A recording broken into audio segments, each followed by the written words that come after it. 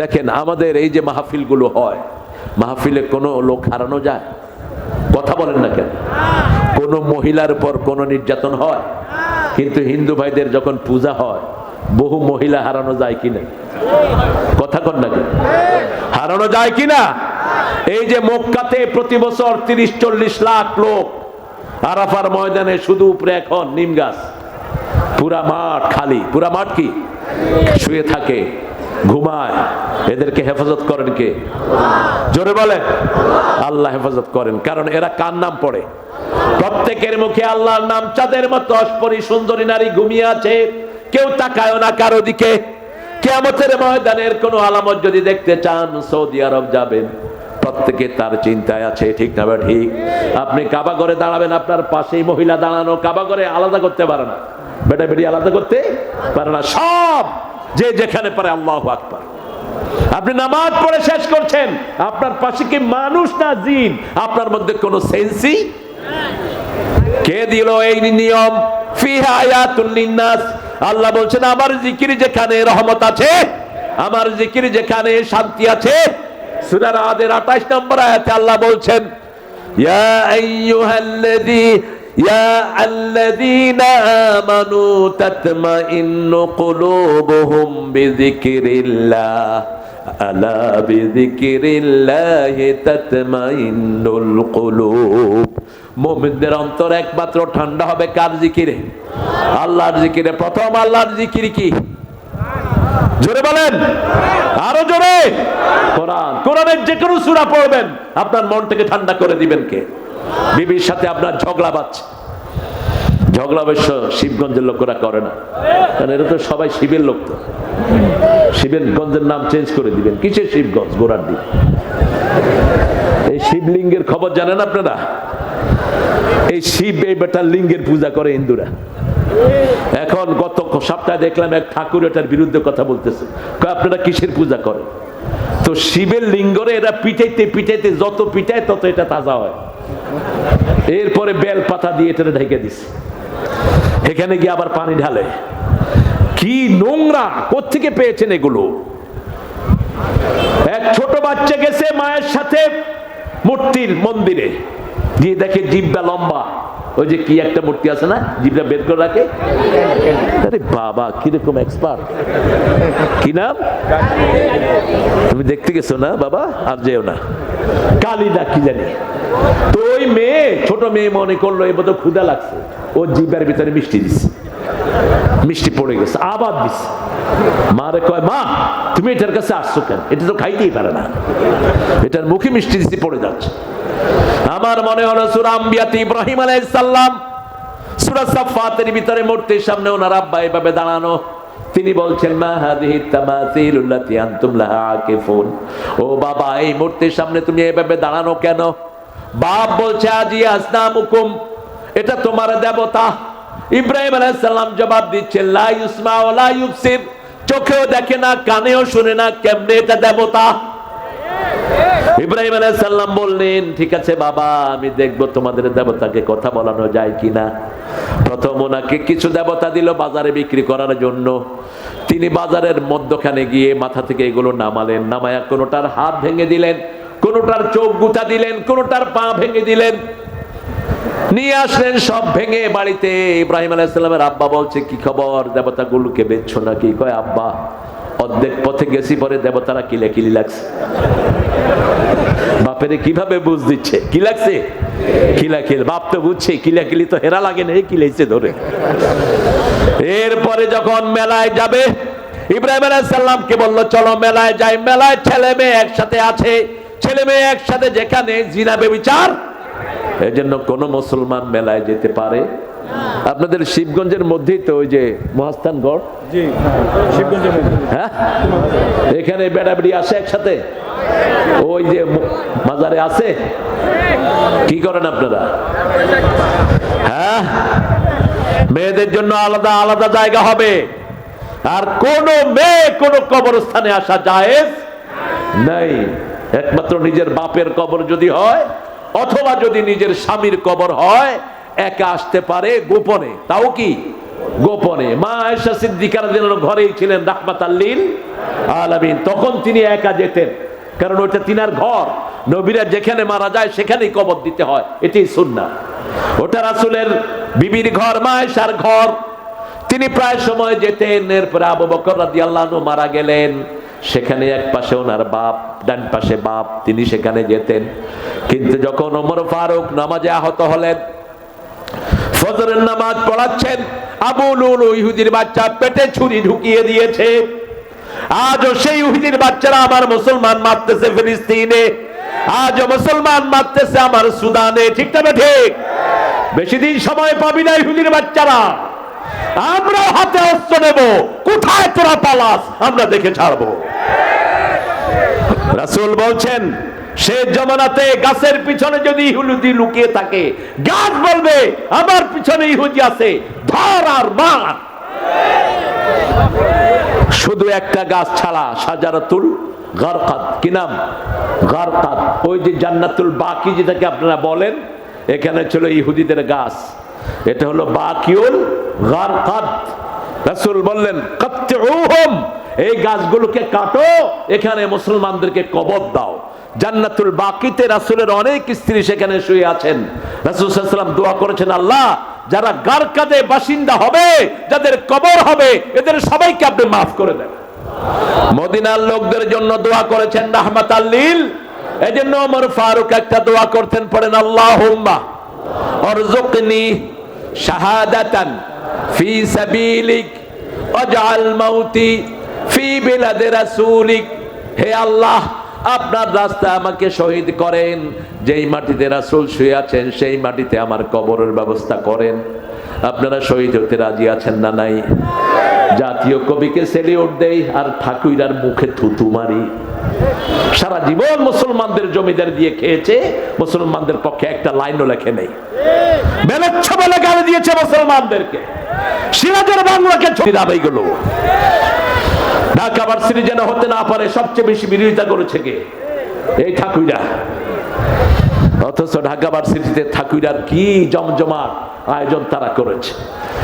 নজরুলকে মারার পিছনে এদের হাত, নজরুলকে সেন্সলেস করার পিছনেও এদের হাত। সেই নজরুল যখন ঈদের গান লিখলেন, সেখানে শহীদের কথা আছে না নাই? কি চেতনা তার, দেখেন। তুই পড়বি ঈদের নামাজ রে মন, সেই শহীদ গাহে, যে ময়দানে সব গাজী মুসলিম হয়েছে শহীদ, ময়দানে সব গাজী মুসলিম হয়েছে শহীদ। মন রমজানেরই রোজার শেষে কোনো আওয়াজ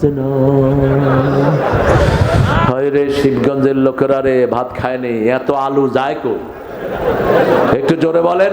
ও মনে রমজানের রোজার শেষে এলো খুশির ঈদ, তুই আপনাতে আজ বিলিয়ে দে শুন আসমানি তাগিদ। শহীদ হতে রাজি আছেন না নাই?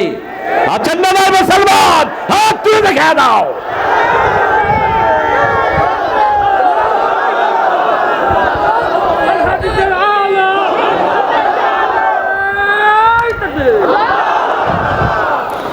আমাদেরকে মৃত্যুর ভয় দেখাও, আমরা মৃত্যু পায়ের তলায় নিয়ে চলি।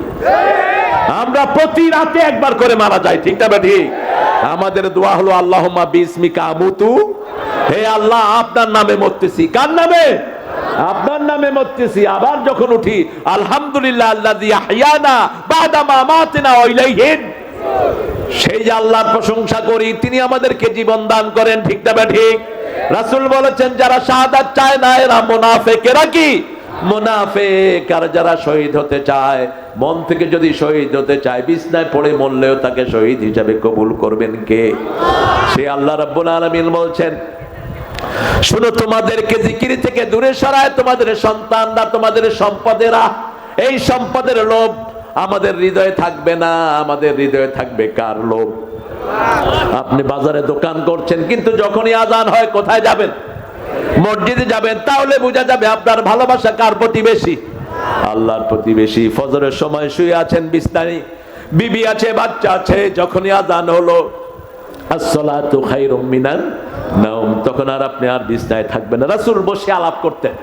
রাসূল খুব জোভিয়াল ছিলেন, খুব ফ্রেন্ডলি ছিলেন।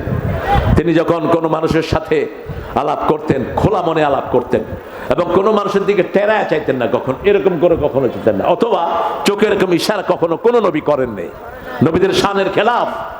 রাসূল সাল্লাল্লাহু আলাইহি ওয়াসাল্লাম যখন কারোর দিকে তাকাতেন, ফুল বডিতে তাকাতেন। যখন কেউ ওনার সাথে হাত মিলাতো, যতক্ষণ ওই লোকটা হাত ছাড়িয়ে না নিত, রাসূল ছাড়তেন না। যতক্ষণ ওই মানুষ রাসূলের দিকে তাকিয়ে থাকেন, রাসূলও তার দিকে তাকিয়ে থাকতেন। রাহমাতাল লিল আলামিন। মানুষকে ভালোবাসতেন অসম্ভব রকমের। তিনি সাহাবীদের সাথে লেগে লেগে বসে থাকতেন। বাইরে থেকে কেউ এসে বুঝতো না কে আল্লাহর পয়গম্বর, এত লেগে লেগে থাকতেন লোকদের সাথে। আবার নামাজে যখন দাঁড়াতেন, সাহাবীরা এমন লেগে লেগে দাঁড়াতেন, পিছন থেকে কেউ সামনে যাওয়া কোনো সম্ভব ছিল। কিন্তু আমাদের দেশে অবস্থা দেখেন, এখানে একজন, এখানে একজন, শরীরে লাগবি না, এই লাগবি না, তোর গায়ে ময়লা আছে না নাই? অথচ রাসূল বলছেন, যে লেগে দাঁড়ায় আল্লাহ জান্নাতে তার জন্য বাড়ি বানায় দেয়। একটু লেগে দাঁড়াবেন।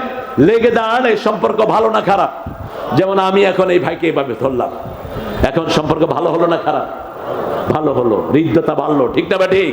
আর যদি এই লাগবি না, হৃদ্যতা কমে গেল। আপনি লেগে দাঁড়াবেন। রাসূল লেগে দাঁড়াতেন, কাতার সোজা করে দাঁড়াতেন। যারা কাতার বাঁকা করে তাদের অন্তরগুলো বাঁকা হয়ে যায়। আজকে মুসলমানের অন্তরগুলো বাঁকা, কারণ মসজিদের কাতারগুলো সোজা না। রাসূল সাল্লাল্লাহু আলাইহি ওয়াসাল্লাম প্রত্যেকটা জায়গাতে আমাদেরকে আদব কায়দা শিক্ষা দিয়েছেন। কিভাবে আমরা দাঁড়াবো, কিভাবে আমরা খাবো, কিভাবে আমরা মুরব্বীকে শ্রদ্ধা করব, সব ইসলামে আছে না নাই? এগুলো সব কার জিকির? আল্লাহর জিকির। রাসূল যখন কথা বলতেন সবার সাথে, কারো আনন্দে তিনি হাসতেন, আবার কারো দুঃখে তিনি কাঁদতেন। একদিন দেখেন যে মক্কা শরীফের সামনে, কাবা ঘরের সামনে এক লোক রাসূলকে নকল করতেছে। অর্থাৎ রাসূল কিভাবে হাঁটেন সাল্লাল্লাহু আলাইহি ওয়াসাল্লাম, কিভাবে কথা বলেন, এগুলো সে কপি করতেছে। এরকম আমাদের দেশেও আছে না নাই? কিছু লোক মানুষকে কপি করে। তো রাসূল সাল্লাল্লাহু আলাইহি ওয়াসাল্লাম মুখ ঢেকে সেখানে দাঁড়িয়ে আছেন। দাঁড়িয়ে সব কাফেররা মজা নিচ্ছে, রাসূলকে কপি করছে। কারণ পৃথিবীতে রাসূলের চেয়ে পরিচিত শ্রেষ্ঠ আর কেউ হতে পারে? সবাই খুব মজা নিচ্ছে। এরপরে রাসূল সাল্লাল্লাহু আলাইহি ওয়াসাল্লাম বললেন, আচ্ছা অনেক তো দেখালা, কিন্তু মুহাম্মদ যেটা বলে সেটা বলো না কেন? মুহাম্মদ যেটা বলে সেটা বলো। লোকটা তাকিয়ে দেখে যে রাসূল দাঁড়ানো সাল্লাল্লাহু, চোখ দেখে চিনে ফেললেন, লজ্জিত হয়ে গেলেন। গোপনে এসে রাসূলের কাছে মাপ চাইলেন আর বললেন, ইয়া রাসূলুল্লাহ, আপনি মনে কষ্ট নিয়েন না, ওখানে আমি দেখাইছিলাম, এখন আপনার সাথে আমি পড়ছি লা ইলাহা ইল্লাল্লাহু মুহাম্মাদুর রাসূলুল্লাহ সাল্লাল্লাহু। মানুষকে ভালোবাসবেন, তাহলে আপনাকে ভালোবাসবেন কে? কিন্তু মানুষের ভালোবাসা যেন আল্লাহর চেয়ে বেশি না হয়।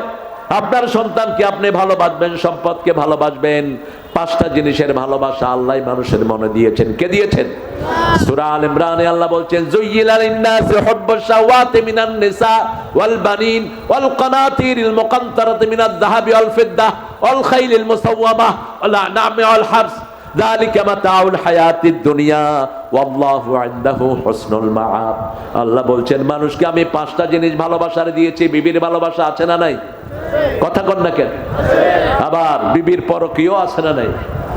হায় হায় রে, পরকীয়া থেকে আমাদের দেশে বাঁচে খুব কম মানুষ। কেন জানেন? আপনি বিয়ে করে চলে যান বিদেশে, নিষেধ, 4 মাসের বেশি আপনি বিবি থেকে আলাদা থাকতে পারবেন না। সূরা বাকারা 226 নম্বর আয়াত, ইয়ালুনা তারাব্বুসু আরবাতা আশহুর, 4 মাসের বেশি আপনি বিবিকে দূরে রাখতে পারবেন না। আপনি আপনার বিবিকে বিয়ে করেই আপনার বিবির সাথে থাকেন, এটা মানুষের বংশধারা বৃদ্ধির জন্য একটা পদ্ধতি, ঠিক না ঠিক? মেয়েরা যতদিন সন্তান নিতে পারে ততদিন তার রূপ যৌবন থাকে, আর ছেলেরা যতদিন রিপ্রোডিউস করতে পারে ততদিন তার যৌবন থাকে। যখন বৃদ্ধ হয়ে যায় তার যৌবন শেষ, তার সৌন্দর্য শেষ, ঠিক না ঠিক? এই আকর্ষণটা আল্লাহ দিয়েছেন, এটাকে সৎভাবে কাজে লাগান। রাসূল সাল্লাল্লাহু আলাইহি ওয়াসাল্লামের কাছে একজন লোক এসে বলছে, ইয়া রাসূলুল্লাহ, আমি জিনা করব, অনুমতি দেন। কি করবে? জোরে বলে, কত লোক, কত টাইপের লোক যে আল্লাহ বানিয়েছে, কত বেকুব দুনিয়াতে থাকতে পারে। রাসূলকে বলছে আমি জিনা করব, অনুমতি দেন। সাহাবায়ে কেরাম সব ক্ষিপ্ত হয়ে গেলেন। বেকুব তো বেকুবই, কিছু বেকুব এরকম আছে না নাই? ওই যে এক বেকুবের গল্প পড়ছিলাম, বাপকে বলছে আব্বা আমি বিয়ে করে শ্বশুরকে কি ডাকবো? তো আব্বা বলছে শ্বশুরকে শ্বশুর আব্বা ডাকবা, আমাদের দেশে যা ডাকে শ্বশুর আব্বা ডাকবা। কি বলবো? বলবো আপনি কেমন আছেন আব্বা, আপনার শরীর কেমন? বেকুব তো বেকুবই, শ্বশুর বাড়িতে গেছে, শ্বশুর আব্বা আপনি কেমন আছেন? ভালো আছি। শ্বশুর আব্বা হ্যাঁ বলো বাবা। কয় আপনি বিয়ে করছে?